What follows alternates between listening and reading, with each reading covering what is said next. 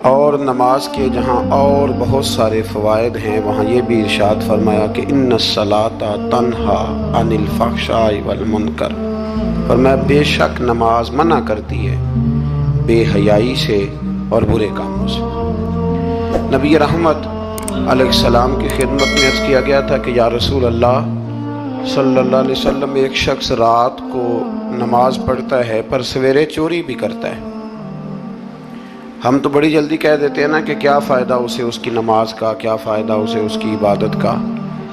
حضور صلی اللہ علیہ وسلم کی جب بارگاہ میں یہ سوال پوچھا گیا کہ حضور رات کو عبادت بھی ٹھیک کرتا ہے اور سویرے چوری بھی کرتا ہے، تو حکم کیا ہے؟ تو حضور علیہ السلام نے فرمایا اگر وہ پابندی سے نماز پڑھتا رہا نا تو اس کی نماز اس سے چوری چھڑوا دے گی، اس لیے کہ نماز بے حیائی اور برے کاموں سے روک دیتی ہے۔ اگر کوئی کمزوریاں ہیں انسانی تقاضوں کے تحت تو نماز کی پابندی کرے۔ اگر آپ نماز کے پابند ہو گئے نا، کچھ وقت لگے گا تو پھر وہ بھی ساری کمزوریاں اللہ دور فرما دے گا۔ شرط یہ ہے کہ اس کو پابندی کے ساتھ پڑھتے رہیں۔ کچھ دوست کہتے ہیں نماز میں دل نہیں لگتا، تو میں نے کہا نہ بھی لگے تو پھر بھی پڑھیں۔ تو میرا سوال یہ ہے کہ ایک آدمی بالکل فارغ ہے، سوائے نماز کے، عبادت کے، سونے کھانے کے اسے کوئی کام نہیں، اور ایک شخص بیچارہ مزدور ہے، وہ ریڑھی لگاتا ہے، مثال دینے لگا ہوں، وہ ریڑھی لگاتا ہے، اس کے پاس دکان بھی نہیں ہے کہ وہ شٹر نیچے کرے یا تالا لگا کے چلا جائے۔ اب وہ نہ کسی کو کہہ کے آیا کہ یار ذرا 10 منٹ ٹھہرنا، میں نماز پڑھ کے آیا، تو وہ چلا گیا۔ وہ بڑا بے چین ہے کہ میری پیچھے ریڑھی بھی ہے، وہ بندہ جلد باز نہ ہو جائے، وہ نکل نہ جائے، وہ میری تھوڑا سا میرا راس ہے، 2-4 ہزار کا مال ہے، غریب آدمی۔ نماز بھی اس نے پڑھی، توجہ اس کی پیچھے لگی رہی۔ ایک بالکل فارغ تھا، کوئی مجبوری نہیں تھی، اس نے بھی نماز پڑھی۔ آپ یہ بتائیے کہ زیادہ ہمت کس نے کی؟ اس کا تو دل ہی نہیں لگا نماز میں، ریڑھی کی فکر تھی، لیکن ہمت زیادہ اس نے کی، اس لیے کہ اس کی مجبوری ہے، اس کے لیے آزمائش پیچھے کھڑی ہے، تیار ہے۔ دوائی کھانے میں دل لگتا ہے؟ کیوں کہتے ہو دل ہی نہیں لگ رہا آپ کا؟ خدا نہ خواستہ خاکم بدن، اللہ ہم سب کو معاف فرمائے، اگر بچے کو آپریشن کرانا پڑ جائے تو دل کرتا ہے؟ کیوں کراتے ہو؟ اس کے لیے ضروری ہے۔ تو بھائی یہ فلسفہ ہی غلط ہے کہ میرا دل نہیں لگتا تھا تو میں نے چھوڑ دی۔ دل تو کئی دفعہ انسان کا دکان پہ بھی نہیں لگتا، بیچ دو گے؟ نہیں دل کرتا کام پہ جانے کو تو ریزائن کر دو گے؟ تو یہ تو بالکل سرے سے بات ہی بڑی عجیب ہے۔ ہاں دل لگنا چاہیے، نماز سے دلچسپی ہونی، لیکن نہ بھی لگے تو ہم کو دل کے لیے نماز نہیں پڑھ رہے، رب کے لیے نماز پڑھ رہے ہیں۔ ہاں یہ بات سمجھ لیں، نماز دل کے لیے نہیں، نماز وہ دیکھیں نا، ایک صاحب کہتے ہیں جی میں 5 نمازیں پڑھتا ہوں تو روزی میں برکت پھر نہیں ہوتی، تو میں کہتا ہوں وہ عبادت کرتے ہو کہ تجارت کرتے ہو؟ پیسے کمانے گئے تھے؟ پیسے کمانے گئے تھے کہ نماز پڑھنے گئے تھے؟ تو نماز آپ کو بے حیائی اور برے کام سے روک دے گی، پر شرط یہ ہے کہ نماز کی پابندی کریں اور بر وقت پڑھیں اور تھوڑی صحیح کر کے پڑھیں۔ مطلب نماز پڑھی جاتی ہے، اہتمام نہیں ہوتا، یعنی لوگ بھاگ کے وضو کرتے ہیں، فٹافٹ آتے ہیں، بھئی آج ہو گیا ہے۔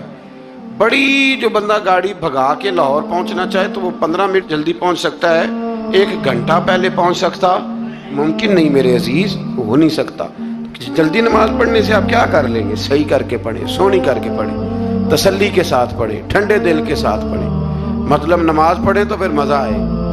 امام اعظم کا ایک پڑوسی ہے تو وہ کہتا ہے کہ امام صاحب نا گرمیوں کے دنوں میں نا چھت پہ چڑھتے تھے، کیونکہ میرے گھر میں عورتیں نہیں تھیں، مرد ہی تھے زیادہ، اور میرا ایک بچہ تھا چھوٹا۔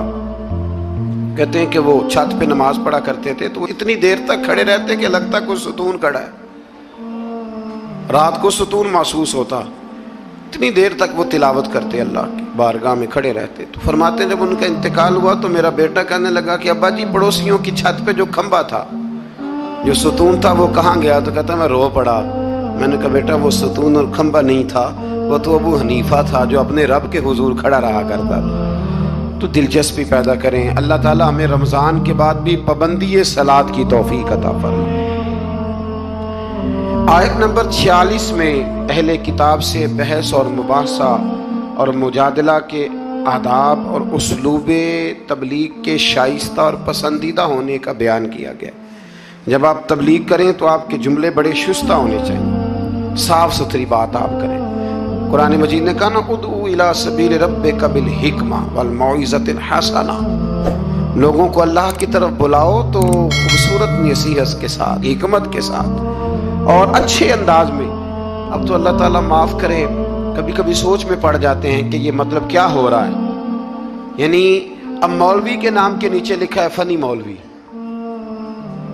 ये मौलवी के नाम के नीचे लिखा है और उसको देखने वालों की तादाद लाखों में होती है, कहते हैं ये मौलवी फनी है। भाई आप थोड़ा समझें, मस्जिद में तो जो आदमी ज्यादा हंसता है उसकी कब्र में अंधेरा होता है। आप ये क्या कर रहे हैं? हाँ, कोई बात ऐसी आ जाती थी तो अल्लाह के नबी भी मस्जिद में मुस्कुराते थे, हुजूर भी मुस्कुराते थे, सहाबा भी मुस्कुराते थे। और सहाबा कहते हैं हुजूर जब मुस्कुराते थे तो दांतों से नूर निकलता था, मस्जिद नबी की दीवारें भी चमक उठती थी। लेकिन ये मतलब मौलवी को इसलिए बुलाना कि वो लतीफ़े सुनाएगा, वो तंज़ो मिज़ाह की बात करेगा। तो आपने क्या फ़र्क रखा मस्जिद में, अल्लाह के घर में और दीगर जगहों पे?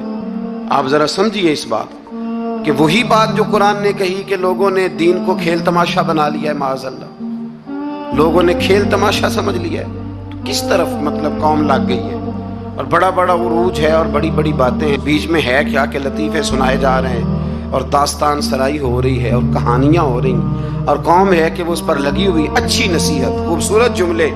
मेरे रसूल करीम अलैहिस्सलाम के गुलाम कहते हैं हुजूर जन्नत का जिक्र करते थे तो यूँ लगता था हम जन्नत की सैर कर रहे हैं। हुजूर दोज़ख की बात करते तो हमारे खौफ से रोंगटे खड़े हो जाते, और हुजूर क़यामत का जिक्र करते तो यूँ लगता कि निकल के बाहर जाएंगे तो क़यामत आ जाएगी। ये अंदाज था हुजूर का बात करने का। तो लिहाजा बड़ी शुस्ता, बड़ी साफ सुथरी और बड़ी मीठी और बड़ी ठंडी बात करें। दीन की बात जब आप करें तो फिर उसमें हुस्न छलके।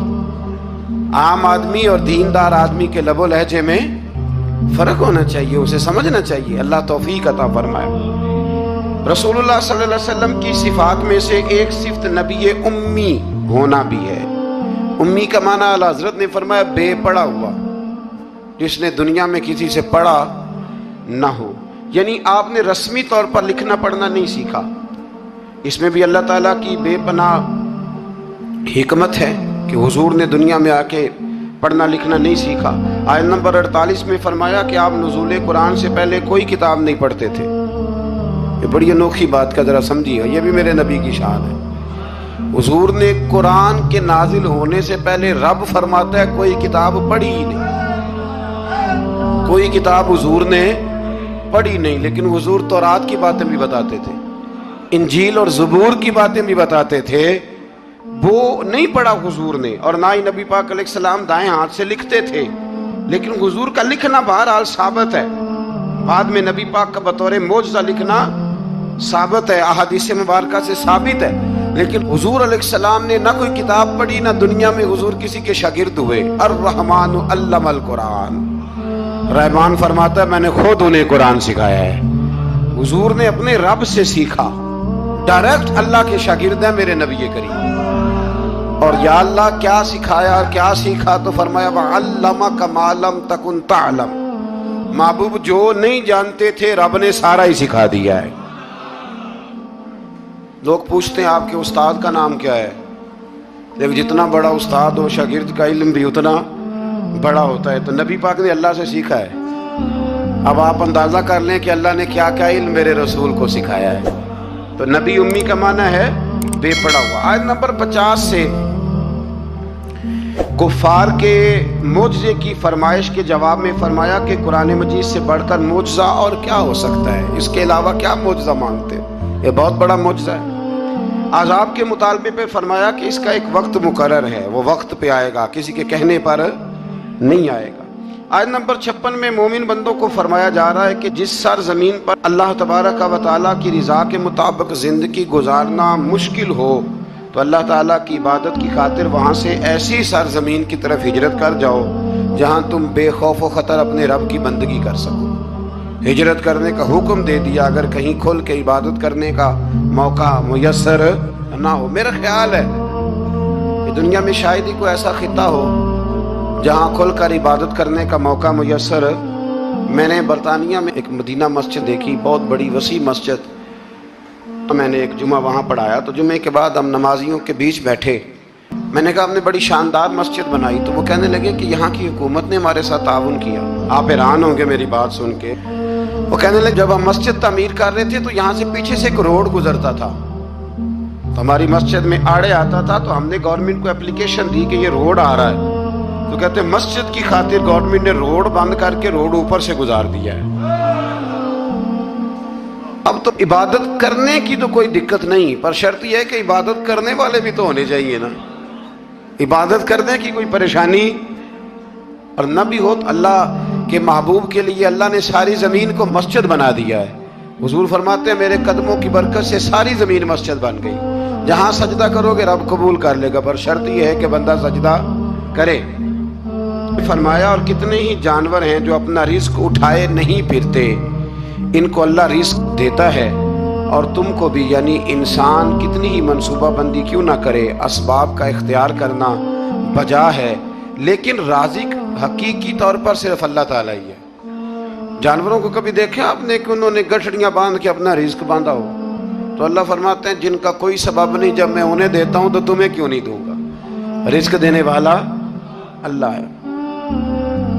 پھر آگے جا کے آیت نمبر 64 میں فرمایا کہ دنیاوی زندگی کے کھیل اور تماشا ہونے, اور اخروی زندگی میں اصل زندگی ہی تمہارے لیے وہ ہے جو آخرت کی زندگی ہے. دنیاوی زندگی تو صرف کھیل اور تماشا ہے, کھیل ہے. مطلب جب کوئی دنیا سے چلا جاتا ہے تو پھر لوگ کیا کہتے ہیں, کوئی کیا کر سکتا ہے کچھ. یہ تو ایک کھیل اور تماشا سا ہے. مطلب میں نے بچے پالے تو پھر بعد میں میرے بچوں نے بچے پالنے شروع کر دیے, پھر ان کے بچوں نے بچے, اور بہت بڑا لفظ ہے جناب یہ ہمارے پاس, بچوں کے لیے کر رہا ہوں جی. اور ابا جی کی عمر 85 سال ہو جاتی ہے تو بچے کہتے ہیں ابا ایک دکان ہی دے دے.